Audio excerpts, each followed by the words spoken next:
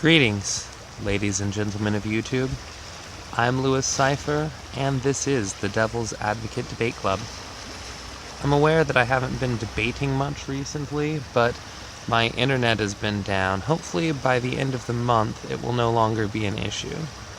But I would like to apologize for anyone who watches my channel for the lack of content of late. I will hopefully be back to 2 videos a week sometime next month at the latest. Today, though, I'd like to talk to you about the importance of understanding people whose opinions or beliefs are different from your own. I'm going to go into a couple of examples. First is the political system, which on a world scale has broken mainly into 3 factions. Now, I know that in places like Britain there are more than 3 parties, but the big 2 in America, the Democrats and the Republicans, or Labor and Conservatives as they would be representative there, are very, very much the 2 main trains of thought. Conservative values coming conservative social values coming mainly from religion, and the Democrats' values, I would say liberal, but, well, we can get into that another time. The Democrats' values come from, these days, a sense of social justice, or a belief that we need to make sure that every group has justice, not necessarily every individual. So I guess I would say those are the 2 main trains of thought, are individual justice on the right versus group justice on the left. However, the 3rd faction is the people in the middle, who believe that the world is not black and white, and that there needs to be some sort of compromise between the 2. But the only way that compromise can ever happen is if these 2 opposing sides start to understand each other. So, for instance, in my lifetime, Republicans in America have backtracked on the gay agenda, allowing gays to get married, or allowing for, saying they'd like government to be uninvolved with marriage in general. Basically just deciding that people can be people. Now, a lot of these Republicans still morally feel that being gay is wrong. Some of these people still feel that these gay people will burn in hell for all of eternity for their sins, and they still feel the need to preach to them, basically to try to save them. But they no longer feel the need to legislate out their existence based on religious beliefs. They've come to an understanding that society is not one-sided, that even if morally they end up being right, even if gays do all go to hell, that's not a reason to legislate against them. It would just be a reason to try to save them. And so we've seen the conservatives worldwide moderate their policies, not necessarily falling further to the left, but solidifying around certain values. The Democrats, on the other hand, and Labor in the UK, etc., the left, as it is worldwide, has gone farther and farther left. But more than that, they've lost a certain understanding of their opposing sides' beliefs. They've stopped trying to understand why the conservatives believe the things they believe, and have instead dubbed them bigots for any number of reasons. And maybe they're right. Maybe these people are bigoted, but putting a surface level moinker like that on top of a much bigger issue is reductive and dangerous. Not dangerous necessarily on a world scale, but dangerous for the left.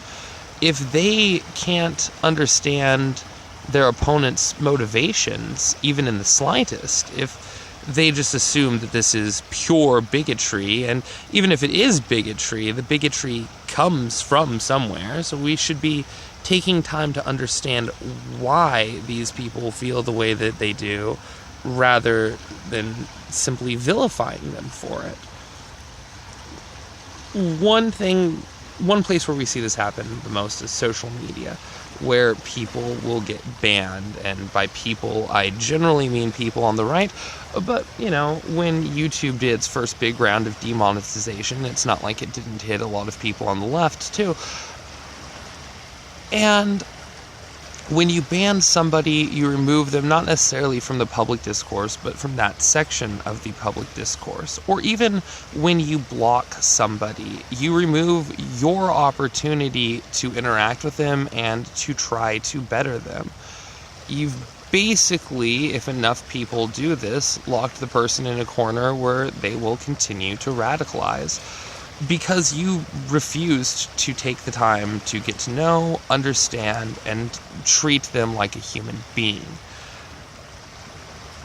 Thus, we have places like Gab, a site that overall I support because I like the idea of free speech, but if you go on Gab, the general population of it are absolutely horrible. Now, there are exceptions, but the vast majority of people I've come across on Gab hold abhorrent views, and I spend most of my time there arguing with people whose worldviews seem not necessarily evil to me anymore, but would have 10 years ago, when I was a little bit less centered and a little bit further to the left.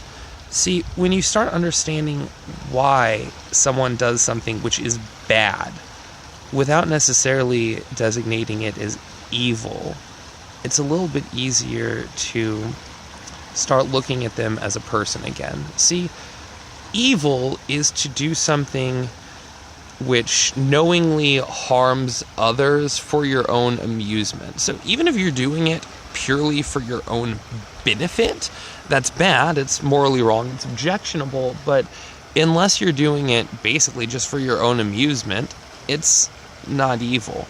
Most of these people who commit atrocities are not what I would consider to be evil. Now, don't get me wrong, I'm not going to defend Hitler. He was bad, he was morally objectionable, but, well, I might do a video defending Hitler just for fun one day. My point is, though, here, that he's not evil. He believed what he was doing was right. So no matter how wrong or bad or objectionable he was, given that he felt he was in the right, what he was doing wasn't evil. You have to be knowingly in the wrong and do bad things anyway for your own amusement in order for it to truly fall into the category of evil. So, I come to my second example. Let's talk for just a minute about the recent shooting in New Zealand, and there have been several others worldwide that have taken place in places of faith, directed at the Muslim community.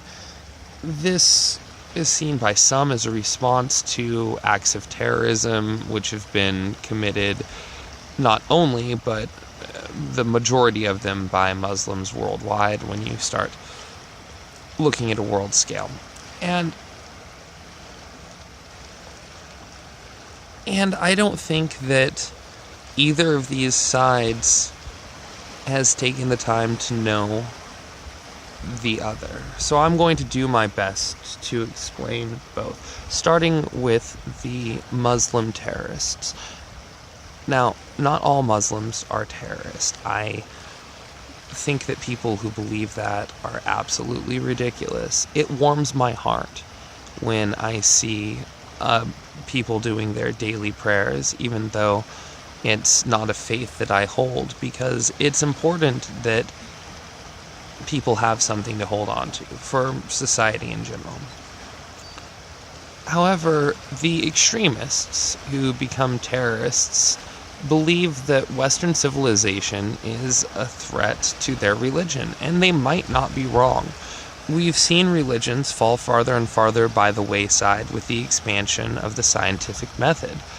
And, well, Western universities and just Western social society in general pushes for scientific growth. So if scientific growth is, as many people believe, the death of religion, they might have a legitimate reason to be afraid, especially if, like the Christians, they believe anyone who doesn't follow their beliefs is going to hell.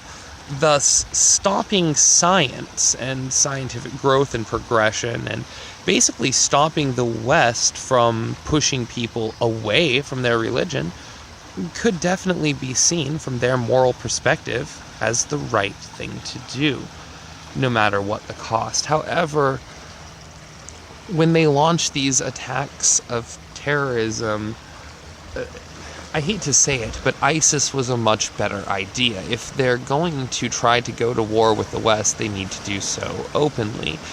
Acts of terrorism, just as we saw with 9/11, galvanize Western countries into fighting back. It is the absolute worst thing that a Muslim extremist could do to commit an act of terrorism, because this just gives the people who do say horrible things about Muslims ammunition. And so I implore everyone not to be extreme and not to seek violence, and to learn to live with one another. And if you think that someone's moral values are sending them to hell, that's their problem. Preach at them, don't attack them. However, if you do find yourself going towards extremism, as a Muslim, for instance, don't commit a big act of terror. Join ISIS, get organized. I'm not saying... I just think that it is basically the worst way that you could go about it. I think that ISIS, despite the fact that it is, in my opinion, absolutely horrible and morally abhorrent on almost every level, is still a better idea than the random attacks of terrorism. It's probably going to be easier for us to deal with, honestly, if all of these extremists are in one place. So if there are a bunch of them, having them organize isn't necessarily a bad thing for Western society, who tends to fight this extremism. But it's also the best idea for the extremists, who will honestly just keep making this war on terror deeper and worse as long as they keep committing these atrocities. That brings me to one committed on the Muslims, not by them, the recent attack in New Zealand. Now, I have read through most of this guy's, the thing he put out.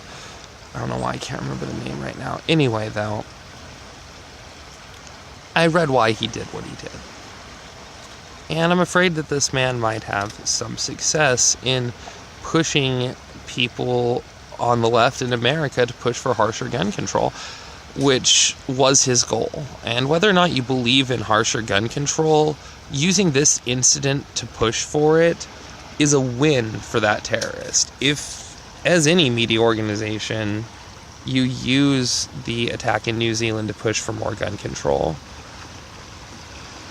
it will just galvanize the terrorists in the same way the terror attacks galvanize us. It'll show them, anyone who thinks like him, that sort of thing can work. And we need to get to a point as a society where it doesn't anymore. So, whenever there's one of these mass shootings, I don't spread the name because I don't want them to get fame, but that's not the goal for a lot of them. A lot of the people who commit these shootings feel like they had no other choice. So personally, I think the greatest way that you can inflict change on a world social scale is by getting your voice out there online. That committing acts of violence do nothing but hold you and the world back.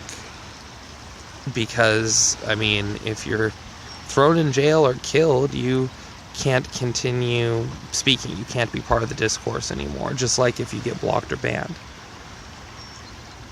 But there are lots of people out there who don't have my confidence when it comes to their speaking skills, who don't believe that anyone will listen to them. And I can imagine in places that have gone extremely far left over the last decade, such as New Zealand, Australia, Canada, places that the majority of people wouldn't listen to any concerns you might have, whether they be legitimate or otherwise, about the Muslim community. They would just write you off as a racist.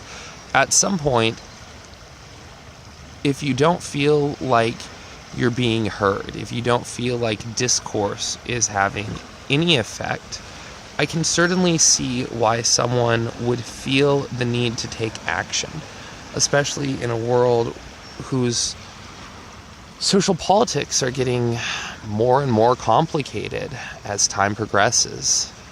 Intersectionality, love it or hate it, did absolutely nothing to simplify things. It has made everything extraordinarily complicated in the last few years. And it's allowed for a lot of people to write off someone like the New Zealand shooter as entirely crazy and saying he just did it because he was mentally ill or schizophrenic. And he probably was mentally ill, but I don't think he was schizophrenic. It didn't seem like he had voices in his head. It seemed like he had a cohesive, if morally objectionable, political ideal which he had no way to push without force. If this man had been allowed to express his thoughts on public platforms, social media like Twitter, he might have done so if it hadn't come with the fear of being banned, and someone may have been able to talk him down. I hesitated to share this story because I don't want to get the site in any more trouble, but suffice to say, there is a lesser used social media platform which is mostly populated by extremists of one form or another who have been banned from other social media. I met a young man on that site who was speaking of possibly committing acts of violence. He had not said anything quite so straightforward enough that I felt he could be reported to the police, but it was pretty obvious the mindset he was going down. He was an incel who was quite possibly getting ready to kill a couple of girls that he knew for refusing to sleep with him and his friends, among other things. He described them. They sounded to me like, if what he was saying was true, they might be pretty horrible people. But I was able to explain to him that that's not a reason to go and kill people. I can't say what he would have done or wouldn't have done if I hadn't been there. I can say that for me, it feels like I talked a man down who may have done something violent, and that at the very least, I helped him understand the two girls' perspective and what he might do moving forward to better himself rather than blaming his problems on an entire gender. Anyway, this video has gone longer than I intended, or I like to, and got a little bit more personal than I thought I would, because I had not really planned to share that story. But after the New Zealand shooting and the way that people have reacted to it, I think it's very, very important that we understand each other, that we do our best to understand opposing views. So, do me a favor, anyone who listens to my channel who still uses the block button, if you could, find someone who you would normally block because of one of their opinions that you find incredibly objectionable, and ask them why they feel that way. Talk to them about it.